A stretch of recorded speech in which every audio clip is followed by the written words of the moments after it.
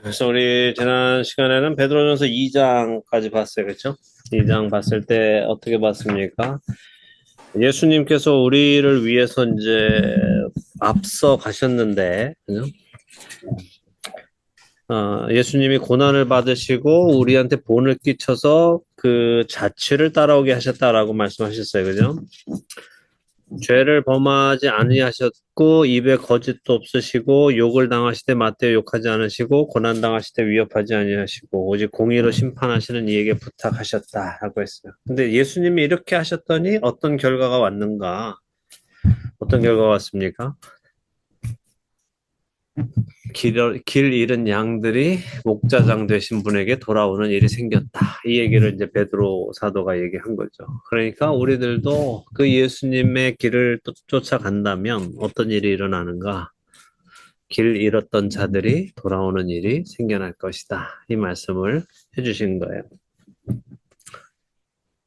자, 그래서 이제 그걸 구체적으로 그러면 우리는 어떻게 살아가야 하는가? 가장 먼저 이제 지난 시간에도 말씀드렸지만 우리가 혼자 있을 때는 거룩을 이룰 수가 없다고 말씀드렸어요. 그죠? 혼자 있을 때는 자기가 자기 마음을 잘 이렇게 컨트롤 한다고 생각하지만 그건 아니라고 말씀드렸어요. 왜냐하면 실제적으로 우리가 사람과 사람의 관계에서 우리의 죄성이 나오기 때문에. 그렇죠? 자, 그래서 그러면 가장 처음에 시작되는 인간 관계란 무엇인가?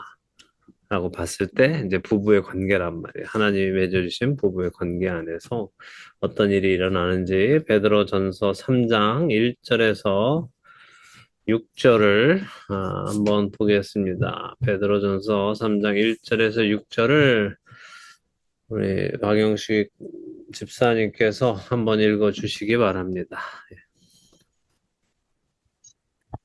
아내들아 이와 같이 자기 남편에게 순종하라. 이는 꼭 말씀을 순종하지 않는 자라. 또 말로 말미암지 않고 그 아내의 행실로 말미암아 구원을 받게 하려 함이니 너희의 두려워하며 정결한 행실 봄이라. 너희의 단장은 머리를 꾸미고 금을 차고 아름다운 옷을 입는 외모로 하지 말고 오직 마음에 숨은 사람을 온유하고 안정한 심령에 썩지 아니할 것으로 하라. 이는 하나님 앞에 값진 것이니라. 전에 하나님께 소망을 두었던 거룩한 부녀들도 이와 같이 자기 남편에게 순종함으로 자기를 단정하였나니 사라가 아브라함을 주라 칭하여 순종한 것 같이 너희는 선을 행하고 아무 뒤로운 일에도 놀라지 아니하면 그의 딸이 된 것이니라. 아멘. 네. 자, 이번에는 에베소서 5장 22절을 보도록 하겠습니다. 베드로전서 3장도 잘 킵하고 계세요. 우리 계속 이제 왔다 갔다 하면서 볼 겁니다.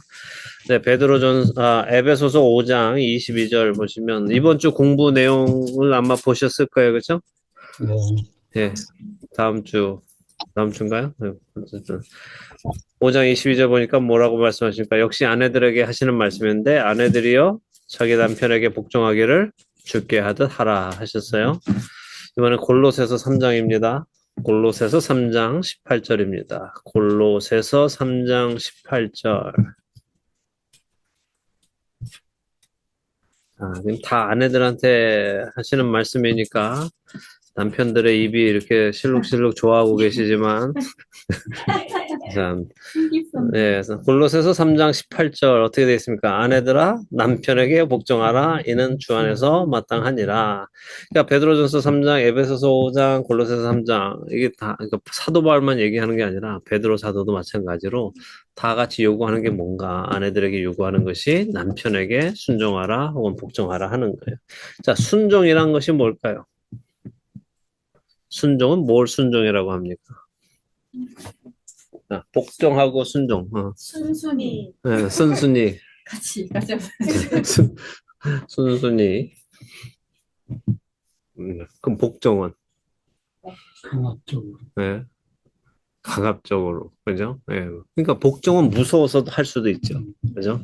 나한테 뭔가 불행한 일이 올까봐 하는 것도 있죠. 근데 성경은 우리한테 여기서 복종하라라고 했지만 사실은 이제 순종하라라는 말씀은 자발적으로 하라는 거죠. 자발적으로. 다른 사람의 권위 아래 자기 자신을 자발적으로 두는 거 하는 거예요. 억지로 하는 게 아니라 기쁨으로 하는 겁니다. 자, 그래서, 이제 아내들아 이와 같이 3장 1절을 아내들아 이와 같이 이렇게 시작했잖아요. 그러면 요 베드로전서 3장 1절에 이와 같이 했으면 그 앞에는 뭐예요? 예수님이 그렇죠. 2장 끝에는 뭐였어요? 우리가 제가 조금 전에 방금 말씀드렸던 내용이죠. 예수님이 어떻게 하셨다고요? 욕을 당하시되, 그러니까 죄도 범하지 않으시고 입에 거짓도 없으시고 욕을 당하시되 마태 욕하지 아니하시고 고난을 당하시되 위협하지 아니하시고 오직 공의로 심판하신 하나님께 부탁했다는 거예요. 그리고 예수님은 자기에게 주어진 모든 일에 하나님 아버지께 순종하셨다는 거죠.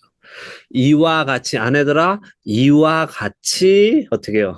자기 남편에게 순종하라. 자, 그죠? 그러면 자 남편이 아내한테 대하는 게 부당하다 하더라도 어떻게 하라는 거예요? 순종하는데 예수님은 어떻게 하셨다고요? 하나님께 모든 것을 공의로 심판하시는 분에게 맡겼잖아요. 맡기고 나는 이 상황에 순종하겠습니다. 근데 이 상황에 순종하는 이유가 하나님이 이 상황을 허락하셨기 때문이라는 거죠. 그래서 이와 같이 하라는 거예요. 그런데 이렇게 하면 자 앞에 그 내용을 그대로 지금 베드로가 얘기하는 거예요. 이렇게 예수님이 하셨더니 길 잃었던 양들이 돌아왔다라고 하셨잖아요. 그죠? 목장장 되시는 분에게 돌아왔다. 그래서 3장 1절을 넘어서 그대로 보니까 장수를 따지지 않고 그냥 읽어보면 아내들아 이와 같이 자기 남편에게 순종하라. 이는 혹 말씀을 순종하지 않는 자라도 말로 말미암지 않고 그 아내의 행실로 말미암아 구원을 받게 하려 합니다. 예수님이 순종하심으로 인하여 믿지 않는 자들, 잃어버렸던 자들이 돌아온 것처럼 아내들아 너희들이 순종하면 믿지 않는 남편이라도 돌아올 수 있을 것이다 라고 하는 거죠. 자, 그래서 아내한테 주어진 가르침을 따를 때 믿지 않는 남편이라도 돌아올 수 있다는 거예요. 그죠? 그러면 이거 믿지 않는 자와 결혼한 아내한테도 해당되는 요구 사항이라고 생각되세요? 어떠세요? 그렇죠? 예. 그러면 많은 사실 이제 우리가 신앙생활 하다 보면 뭐 여러분들은 그래도 감사하게 믿는 분들과 이렇게 신앙생활 하는 분들이 많지만 또 안 믿는 남편들하고 신앙생활 하는 사람들이 굉장히 많습니다. 아내들만 열심히 믿고 남편들은 안 믿는 분들이 굉장히 많아요. 그러면 그 아내가 믿지 않는 남편을 주님께로 인도하는 가장 좋은 방법은 뭐라고 생각하세요? 네, 누구에게? 남편에게. 그죠? 그래서 하나님의 말씀이 그렇게 하셨으니까 그렇게 하다 보면 하나님께서 그 일을 행하시겠죠. 그죠? 뭐 내 생각으로 막 남편을 훈계하고 가르치고 막 해가지고 교회 데려갈 생각하기보다 맡겨주신 상황 속에서 순종하면서 해 나가면 이렇게 된다라고 말씀하시는 거예요. 자, 아내가 갖추어야 할 덕목이 뭐예요? 여기서 보니까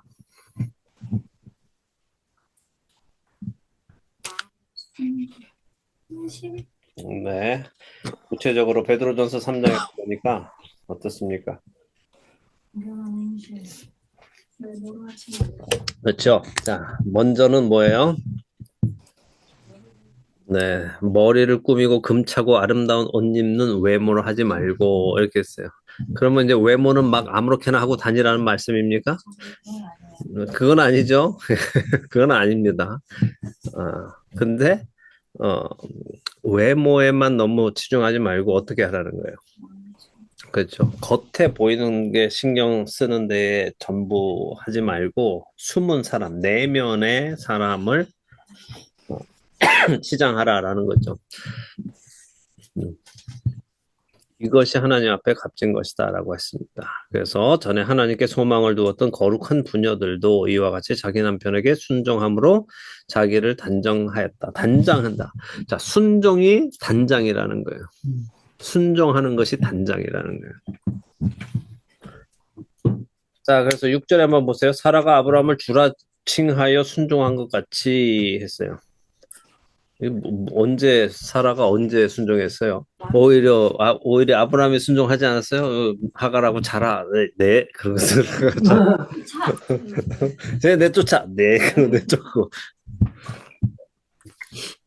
언제 사라가 아브라함한테 순종했습니까? 아브라함이 겁이 많아서 애굽으로 갈 때 두려우니까 내 누이라고 하자라고 했어요. 여자분들 이거 다 싫어하시잖아요, 그죠? 뭐 저런 남편을 어떻게 믿고 내가 사냐. 그랬는데 사라가 그것에 순종했다는 거예요. 옳은 일을 하자고 한 거였어요? 아니죠.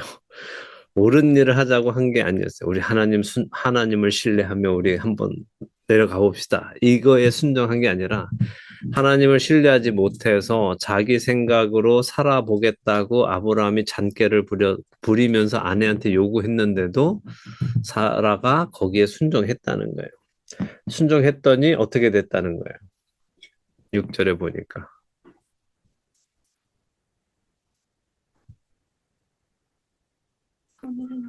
자, 두려운 일에 놀라지 않았다는 거예요. 자, 그러면 그날 저녁에 사라의 마음을 생각해 보죠. 어땠을까요? 두렵죠. 네. 자기 남편에서 빼앗김을 당하고 바로의 침실로 끌려갔어요. 그죠? 얼마나 두려웠겠어요. 그죠? 그랬는데 두려운 일에도 놀라지 않았다는 거예요. 왜 그랬을까요, 사라? 왜 두려워하지 않았을까요? 하나님께 맡겼어. 하나님께 뭘 맡긴 겁니까? 모든 상황. 그죠? 예수님이 모든 것을 공의로 판단하시는 분을 신뢰하고 순종하신 것처럼 사라도 그랬다는 거예요. 이게 사실 창세기 안에서는 사라의 그 믿음이 나오지 않잖아요. 그죠? 사라의 믿음을 이렇게 보여주지 않아요. 그런데 베드로는 그 사라의 믿음을 이야기한단 말이에요. 사라가 그렇게 할 수 있었던 것은 뭘 신뢰한 겁니까? 주님을 신뢰했는데 주님을 뭘 신뢰한 거예요? 이거 중요합니다. 주님의 뭘 신뢰한 겁니다. 사라가 하나님을 신뢰했다. 이것은 무엇을 의미하는 걸까요?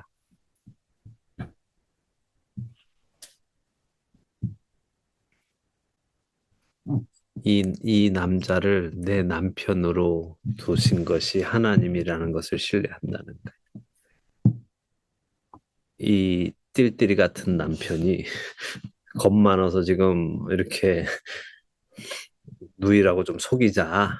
이렇게 한 이 남편이, 이 믿지 못할 것 같은 남편이 나의 남편으로 두신 분이 하나님이라는 것을 신뢰하기 때문에 그 하나님을 신뢰하면서 이 상황도 하나님이 허락하셨다는 것을 신뢰하면서 들어갔다는 거예요. 그것이 선이라는 거예요. 6절에. 그것이 선이고, 그래서 아무 두려운 일에도 놀라지 않았다는 거예요. 그리고 하나님은 그 믿음에 응답하셔서 그날 어떻게 해요? 바로에게 나타나서 재앙을 내리시면서 깜짝 놀라게 해서 사라를 건들지 못하게 하신 거죠.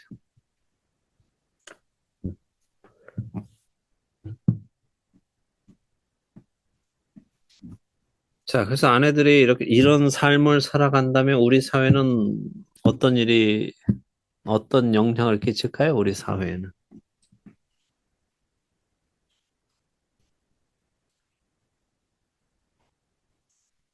부부싸움은 많이 안 해. 부부싸움을 많이 안 하고, 네, 이혼하는 가정도 줄어들 테고, 또 남편이 하나님 앞으로 남편이 하나님 앞으로 돌아오는 사람들이 일어나고, 또 그런 것만 생각하지 마시고, 그거 다 맞는 말인데, 자, 보세요. 치장하는 이런 거, 유행, 세상적인 겉에 보이는 거, 이런 것들이 어떻게 되겠어요? 많이 줄어들겠죠. 그죠? 필요 없는, 쓸데없는 사치와 낭비, 이런 데에 나갈 돈들이 많이 줄어들겠죠. 그럼 그런 돈들이 어디로 가게 될까요? 하나님의 영광이 나타나는 곳에 쓰일 거란 말이죠. 그죠? 네. 자, 이번 베드로전서 3장 7절입니다. 예. 베드로전서. 네네네네. 남편들아 이와 같이 지식을 따라 너희 아내와 동거하고 그를 더 연약한 그릇이요 또 생명의 은혜를 함께 이어받을 자로 알아 귀히 여기라. 이는 너희 기도가 막히지 아니하게 하려 함이라. 아멘. 네. 자, 이번에 에베소서 5장 25절.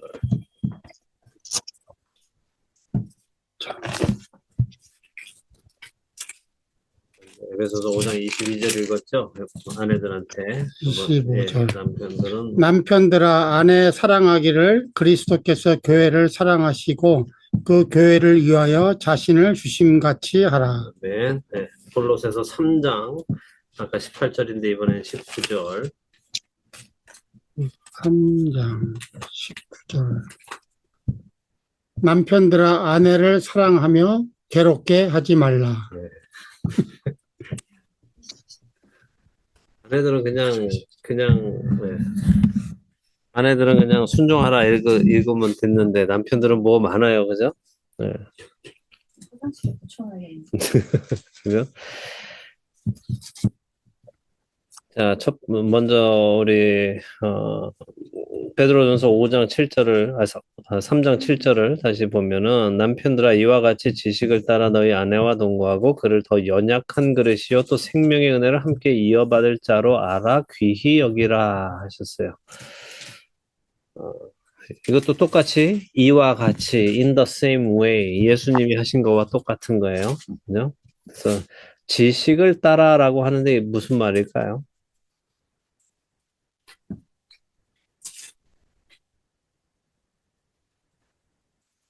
뭔 지식을 따라서 아내와 동거하라는 말씀일까요?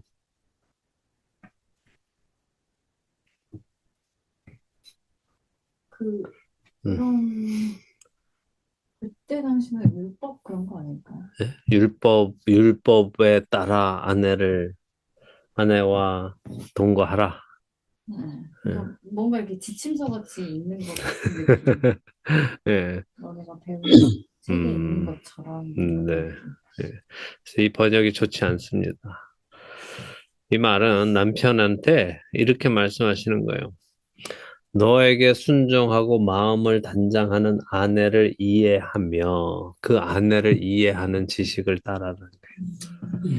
예, 아내의 감정적, 육체적, 영적 필요를 이해하고 채워주면서 동거해 나가라라는 말씀입니다. 왜냐하면 예수님께서 교회의 필요를 아실 거 아닙니까? 교회가 뭐가 필요한 거를 아시잖아요. 그죠? 지금 교회에는 뭐가 필요하고, 교회는 지금 내가 어떤 도움을 줘야 되고, 어느 부분을 케어를 해줘야 되고 하는 것을 예수님이 아시니까 그 아는 지식에 따라서, 그러니까 이해에 따라서 그 일을 하시는 것처럼 남편들도 그래야 된다는 거죠. 자, 그렇다면 남편이 그렇게 하기 위해서 남편은 아내를 얼마나 알아야 될까요?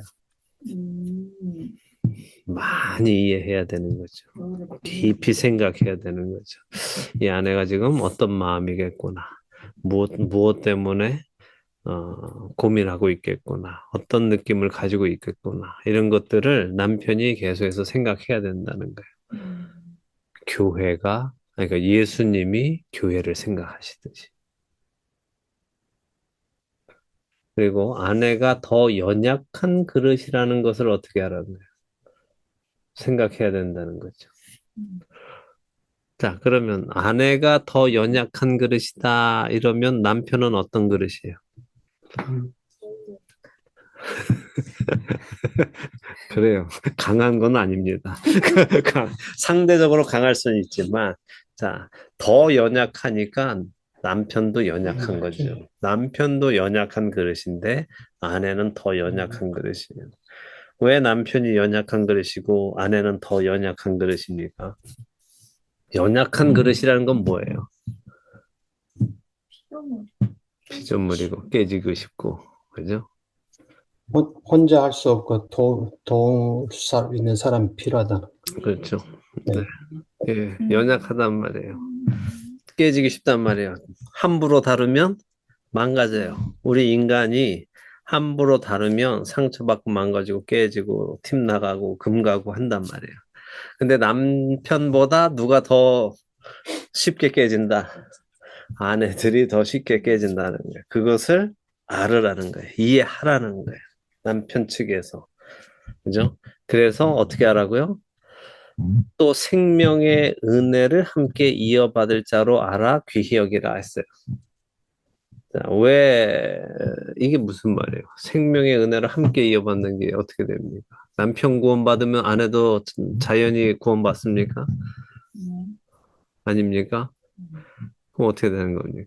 자식을 얘기합니다. 자식을 얘기합니까? 그게 아니라 이해해주고 이렇게 이러다 보면은 그 여자도 감동이 돼서 원래는 한 몸이잖아요. 그렇죠. 원래 하나이기 때문에, 원래 한 사람이기 때문에, 함께 이어받는 게 아니라 원래는 둘이 하나였기 때문에 한 명이 받는 거란 말이에요. 그런데 지금 나누어져 있고 나보다 더 연약한 존재인데 우리는 결국 하나로 하나님 안에서 유업을 받을 거야라는 생각을 하면서 귀히 여기라는 거죠. 남편분들이 아내에게 집에서 머리에 손 얹고 기도해 주시는 분 계세요?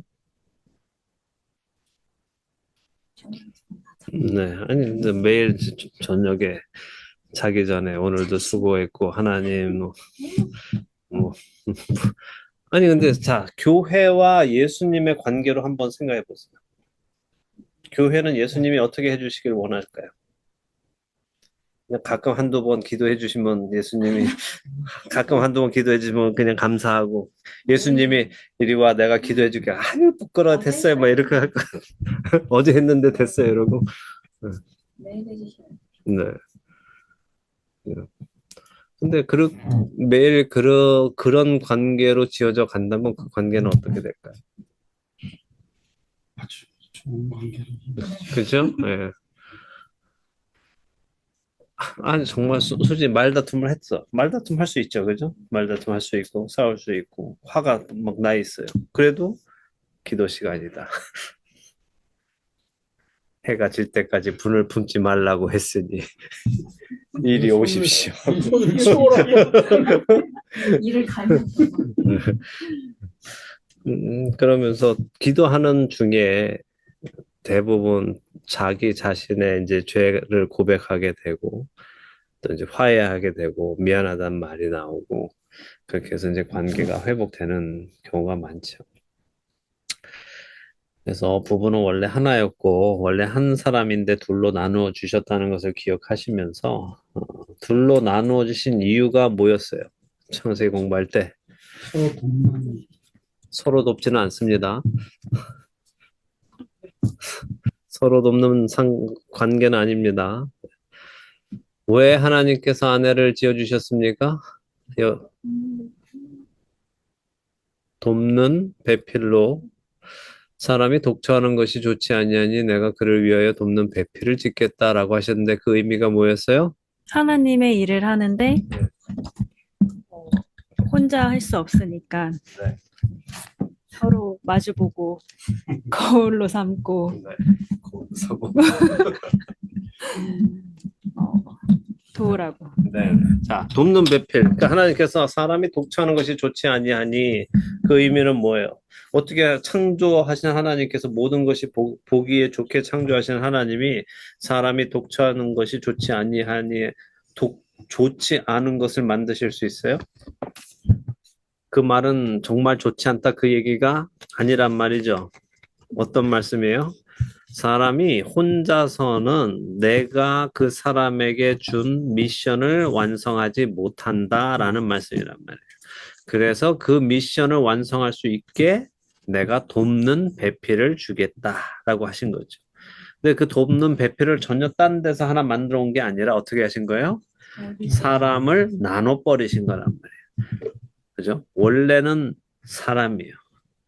사람인데 사람을 맨과 워먼으로 나누신 거란 말이에요. 그래서 이 둘은 본질적으로 하나예요. 그런데 배필이라는 것이 어떻게 한다고요? 내 앞에 쓴다고 했죠. 마주 보는 상대라고 했죠. 그죠? 마주 보고 같이 드는 상대란 말이에요. 그래서 거울에 있는 거울을 서로 거울을 보는 게 아니라 거울에 있는 나를 보는 듯한 게 배우자란 말이에요. 너무나 닮았으면서도 어떻다고요? 너무나 반대예요. 왜냐하면 난데 내 반대쪽에 서 있기 때문에. 그래서 내가 오른팔을 들으면 거울 속에 나는 뭘 들어요? 왼팔을 들어요. 그때 거기 거울에다 대고 야 오른팔을 들으니까 왼팔을 들고 난리야 라고 하면은 그 사람이 바본 거예요. 이해력이 떨어지는 사람이에요. 그죠? 거울 속에 있는 내 반대쪽이 오른손을 들기를 원한다면 나는 어떻게 해야 되겠어요? 그렇죠. 왼손을 들게 해줘. 그게 이해란 말이에요. 그게 아내를 지식에 따라 섬기는 거라고. 아내를 이해하는 거라고. 이걸 이해 못하니까 맨날 소리 지르고 윽박 지르고 이렇게 안 통해. 말이 안 돼. 우리는 그게 너무 달라. 이래서 이제 힘들고 싸우는 거죠. 안 맞아서 못 들어요. 서로 너무 안 맞아서 로또라고. 예. 그런데 우리가 이해만 한다면, 애초에 하나님이 지으신 게 이렇구나. 그 원리를 생각하면 이해할 수 있단 말이에요. 이게 맞구나. 이게 이렇게 되는구나.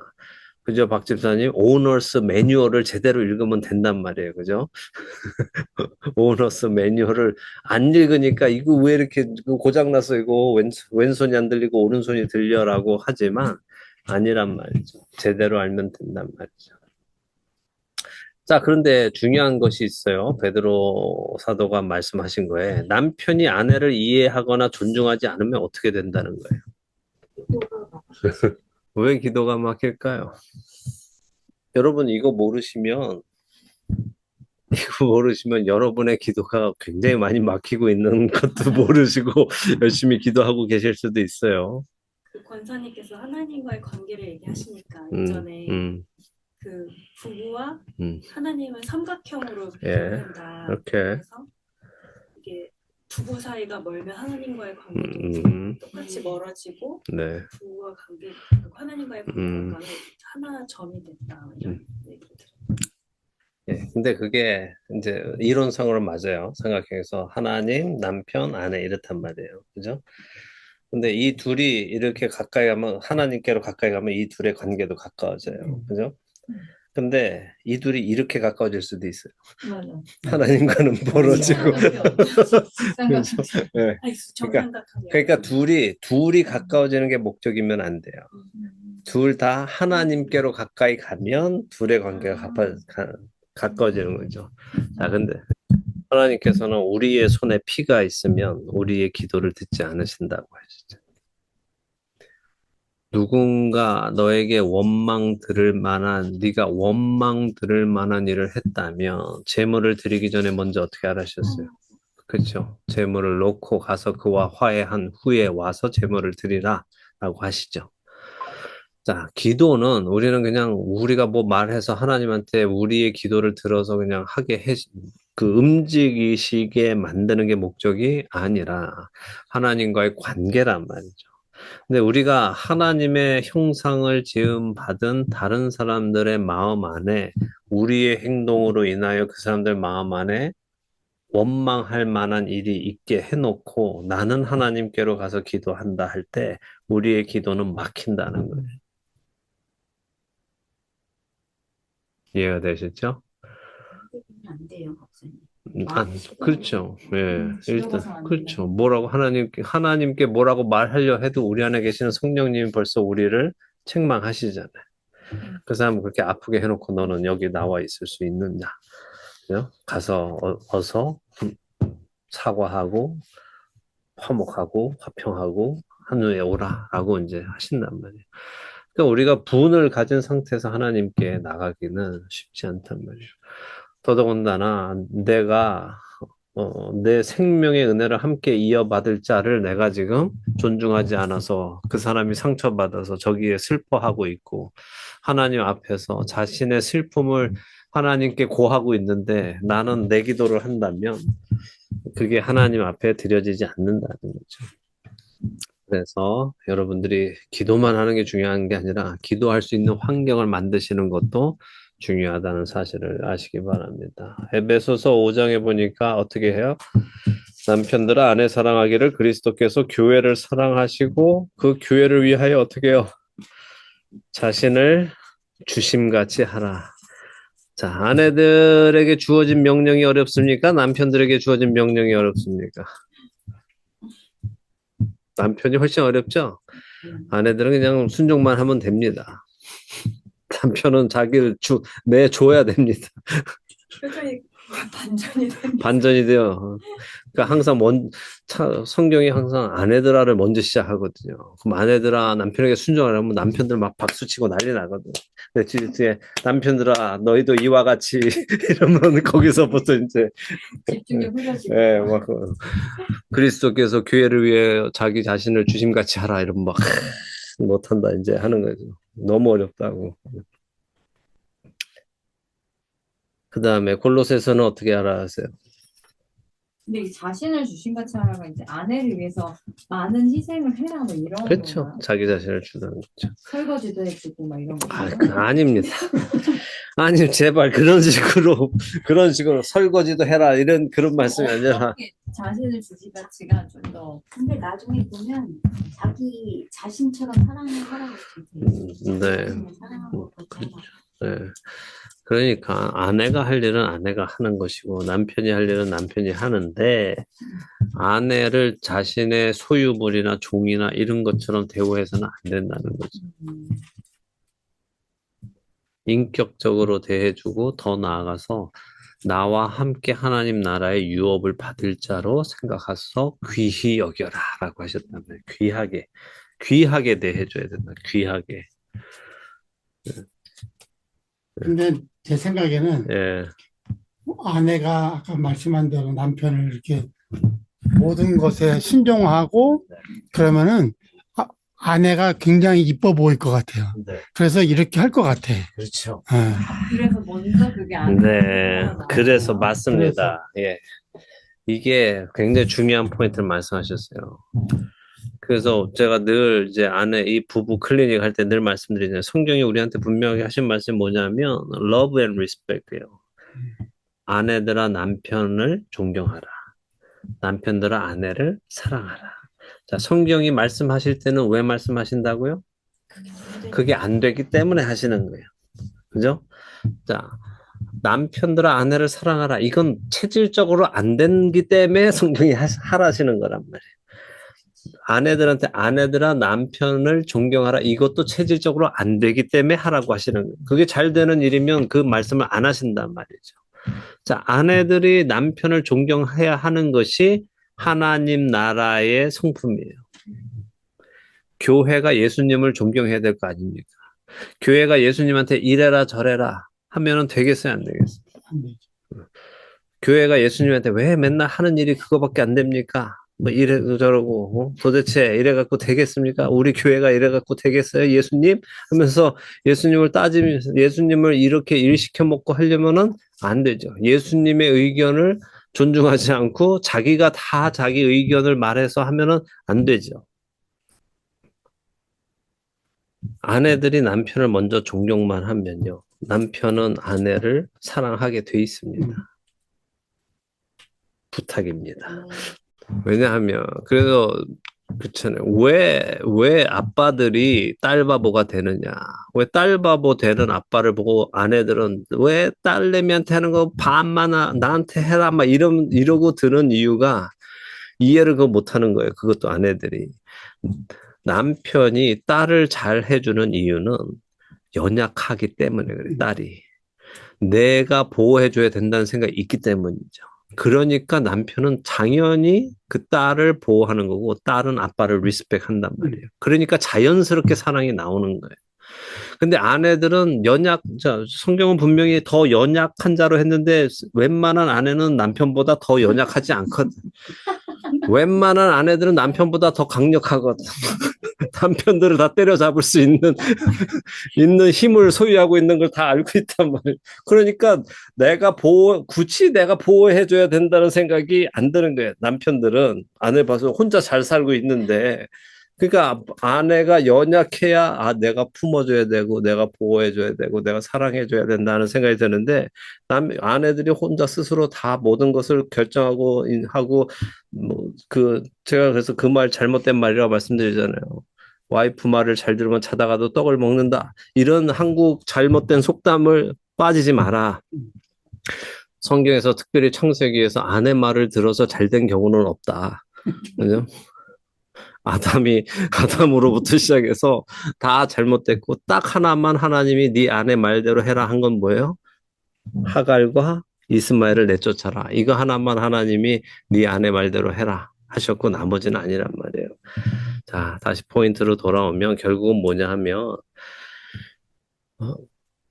아내는 남편을 존경해야 되고 사랑하려고 하지 마세요.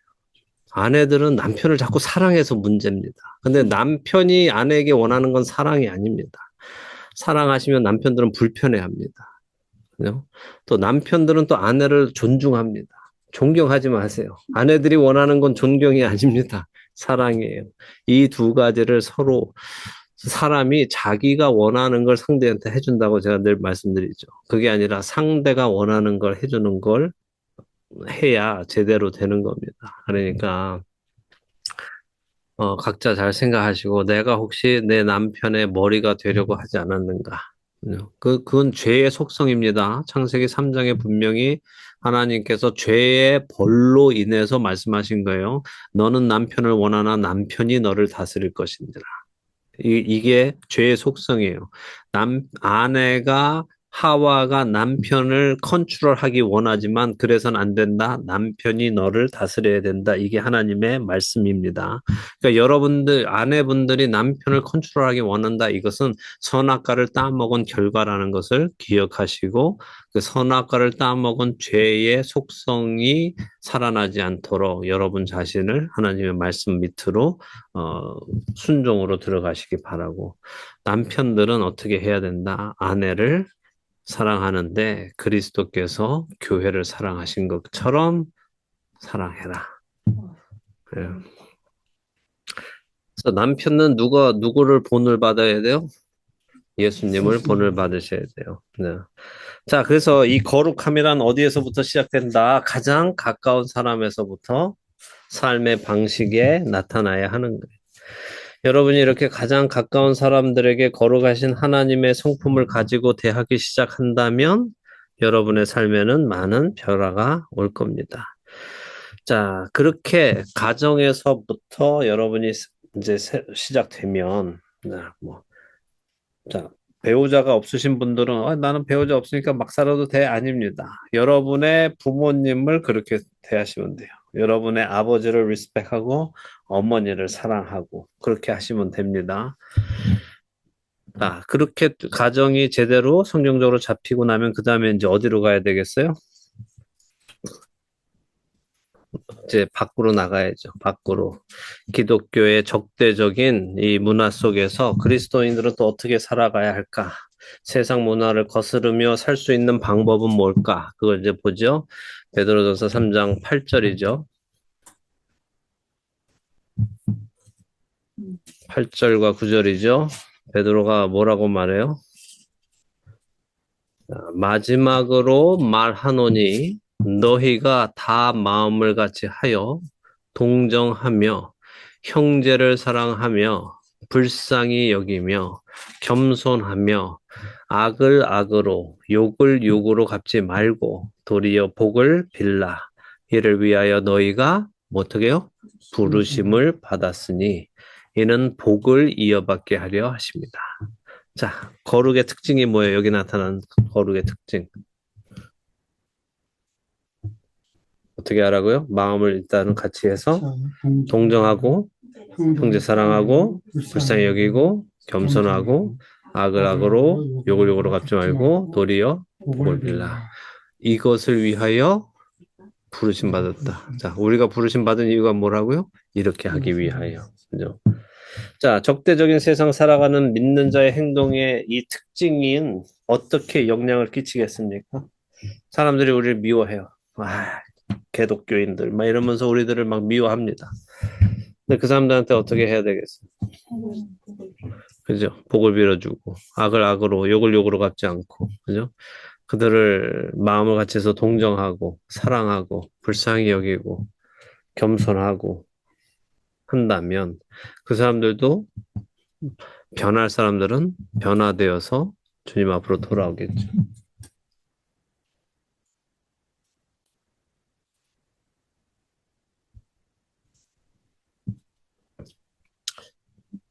자, 누가 나를 해코지하면 나한테 막대하면 제일 먼저 나오는 게 뭐예요?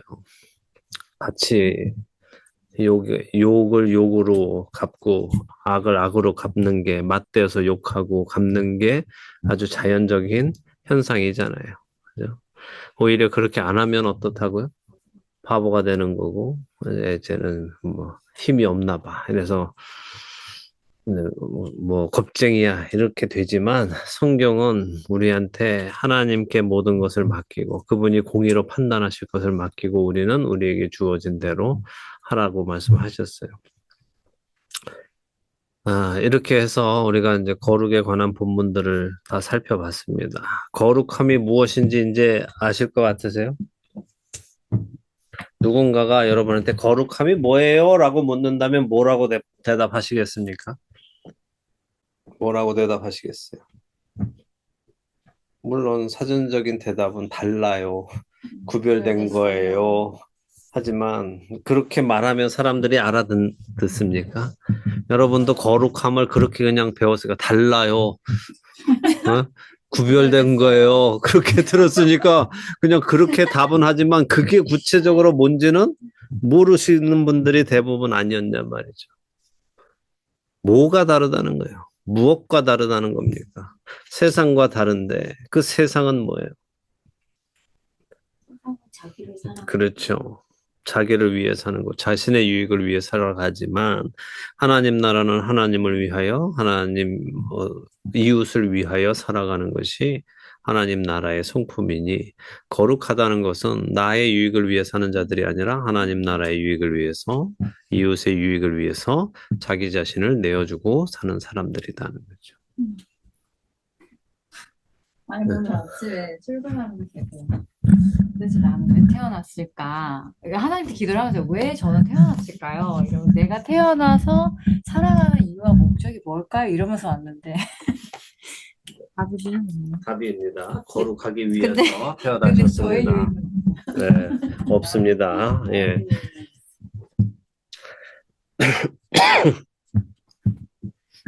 자, 거룩한 것은 세상의 성품하고 다른 하나님 나라의 성품입니다. 그래서 거룩하게 사는 것이 무엇인지도 우리는 보여줄 수 있죠. 그것은 하나님의 성품을 따라 사는 거예요. 하나님의 성품을 우리에게 가장 잘 보여주신 사건은 바로 예수님의 성육신 사건입니다. 인간으로 오신 예수님을 보면서 우리는 거룩한 삶이 무엇인가 배울 수 있죠. 첫째는 뭐예요? 우리가 아무 자격 없고 가치 없는데도 불구하고 그 아들이 친히 오셨다는 것. 베품, 동정, 불쌍함, 섬김, 이 모습으로 오셨죠. 그러면서도 그분은 겸손하셨고, 사랑하셨고, 희생하셨고, 오래 참으셨고, 그 예수님께서 우리 앞에서 보여주신 게 하나님 아버지를 철저히 신뢰하셨고, 세상의 권세에 복종하심으로 우리한테 거룩한 삶이란 이런 것이야 하는 것을 보여주셨단 말이에요. 이 거룩한 삶을 통하여 너희들이 구원에 이르게 되었어라고 보여주신단 말이에요. 자, 이제 제일 중요한 포인트를 나누죠. 제일 중요한 포인트는 뭘까요? 이제 거룩한 것이 무엇인지, 거룩한 삶이 무엇인지 알았는데 어떻게 거룩하게 살 거냐는 거. 어떻게 해야 거룩하게 살 수 있다고 생각하십니까?